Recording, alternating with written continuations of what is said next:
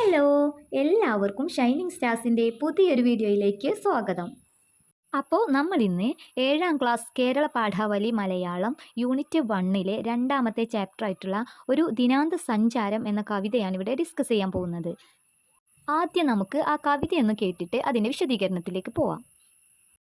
ക്രമേണ മേൽപോട്ടു പടുത്തു ചക്രവാളത്തിൽ മുട്ടിച്ചൊരു കോട്ട പോലെ കിഴക്കുഭാഗത്തകലെ പരന്നു കിടന്നിടും കുന്നിതു നന്നു കാൺമാൻ. ആദ്യത്തിരാലാൽ പുക പോലെ കണ്ടതടുത്തിടും നമ്മുടെ കാഴ്ചയിങ്കൽ മരങ്ങൾ പൂവല്ലികൾ മറ്റുമോരോന്നായി ക്രമാൽ വേർതിരിയുന്നു ഭംഗ്യാ.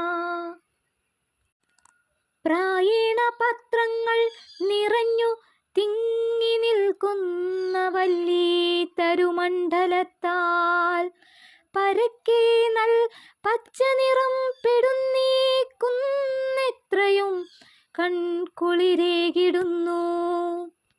ഈ പച്ചവർണ്ണത്തിനിടയ്ക്കിടയ്ക്കു ശില്പജ്ഞർ ചായപ്പണി ചെയ്ത പോലെ കാണപ്പെടുന്നുണ്ടു ചുകന്ന മണ്ണും രണ്ടിനുമേറെ പ്രഭ ചേരുമാറായി.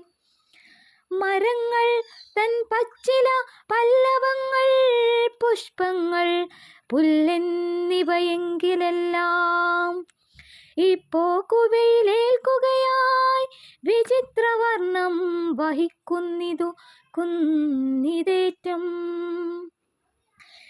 ചിലയിടമാച്ഛാദന ശൂന്യമായും ചിലയിടമോരോ മുകിലാൽ മറഞ്ഞും താന്നും ചിലയിടം ചിലതിക്കുയർന്നും നാനാപ്രകാരം വിലസുന്നു ശൈലം.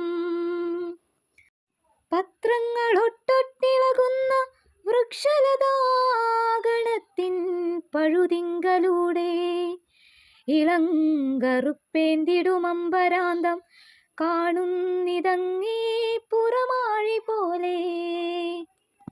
വള്ളത്തോൾ നാരായണ മേനോൻ സാഹിത്യമഞ്ജരിയുടെ 1ാം ഭാഗത്തിൽ നിന്നും എടുത്തിട്ടുള്ള ഒരു കവിതയാണ് ഒരു ദിനാന്ത സഞ്ചാരം.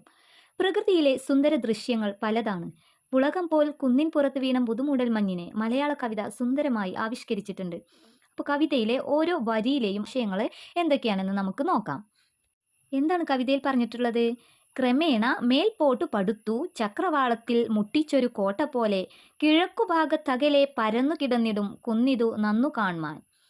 ആദ്യത്തിരാരാൽ പുക പോലെ കണ്ടതടുത്തിടും നമ്മുടെ കാഴ്ചയെങ്കിൽ മരങ്ങൾ പൂവല്ലികൾ മറ്റുമോരോന്നായി ക്രമാൽ വേർതിരിയുന്നു ഭംഗ്യാ. ഈ വരികളിലൂടെ എന്താണ് കവി പറഞ്ഞിട്ടുള്ളത്? അസ്തമയ സൂര്യന്റെ പൊൻകിരണങ്ങൾ ഏറ്റ് മനോഹരമായി ശോഭിക്കുന്ന സഹ്യപർവ്വതത്തിന്റെ ദൃശ്യചാരുത വാക്കുകൾ കൊണ്ട് കവി വരച്ചു കാണിക്കുന്നു. കവിയുടെ കാഴ്ചയ്ക്ക് അനുഭൂതി പകർന്ന പലതരം ദൃശ്യങ്ങളിൽ ഒന്നാണ് സന്ധ്യാസമയത്തെ കുന്നിന്റെ ദൃശ്യം. ആകാശത്തിന്റെ കിഴക്കുഭാഗത്തായി പരന്നു കിടക്കുന്ന കുന്ന് പതിയെ പതിയെ ചക്രവാളത്തിൽ മുട്ടുന്ന തരത്തിൽ പടുത്തുയർത്തിയ കോട്ട പോലെ അനുഭവപ്പെടുന്നു. അകലെ നിന്നുള്ള ആദ്യത്തെ കാഴ്ചയിൽ അതൊരു പുക പോലെ തോന്നും. അടുക്കുന്തോറും മരങ്ങളും പൂവള്ളികളും മറ്റും ഓരോന്നായി ക്രമേണ ഭംഗിയിൽ വ്യക്തമായി വേർതിരിഞ്ഞു കാണാൻ കഴിയുന്നു. ഇനി നമുക്ക് അടുത്ത വരികളിൽ എന്താണ് പറഞ്ഞിട്ടുള്ളതെന്ന് നോക്കാം. പ്രായേണ പത്രങ്ങൾ നിറഞ്ഞു തിങ്ങി നിൽക്കുന്ന വല്ലി തരുമണ്ഡലത്താൽ പരക്കെ നൽ പച്ച നിറം പെടുന്നീ കുന്നെത്രയും കൺകുളിരേകിടുന്നു. ഈ പച്ചവർണ്ണത്തിനിടയ്ക്കിടയ്ക്കു ശില്പജ്ഞർ ചായപ്പണി ചെയ്ത പോലെ കാണപ്പെടുന്നുണ്ടു ചുകന്ന മണ്ണും രണ്ടിനുമേറെ പ്രഭ ചേരുമാറായി. അപ്പം എന്താണ് പറഞ്ഞിട്ടുള്ളത്? എല്ലായ്പ്പോഴും ഇലകൾ നിറഞ്ഞു തിങ്ങിയ വള്ളികളാൽ ചുറ്റി നിൽക്കുന്ന പച്ചക്കുന്നിൻ്റെ കാഴ്ച കണ്ണുകൾക്ക് ഏറെ കുളിർമ നൽകുന്നു. പച്ച നിറത്തിനിടയിൽ വിദഗ്ധരായ ശില്പികൾ ചായപ്പണി ചെയ്ത പോലെ ചുവന്ന മണ്ണും കാണുന്നുണ്ട്. ഇടകലർന്ന് കാണപ്പെടുന്ന ചുവന്ന നിറവും പച്ച നിറവും ഒന്നിനൊന്ന് സുന്ദരമാണ്. രണ്ടിനും ഏറെ ഭംഗിയുണ്ട്. അപ്പം ഇനി നമുക്ക് അടുത്ത വരി നോക്കാം. മരങ്ങൾ തൻ പച്ചില പല്ലവങ്ങൾ പുഷ്പങ്ങൾ പുല്ലെന്നിവയെങ്കിലെല്ലാം ഈ പോക്കുവെയിലേൽക്കുകയാൽ വിചിത്രവർണ്ണം വഹിക്കുന്നിതു കുന്നിതേറ്റം.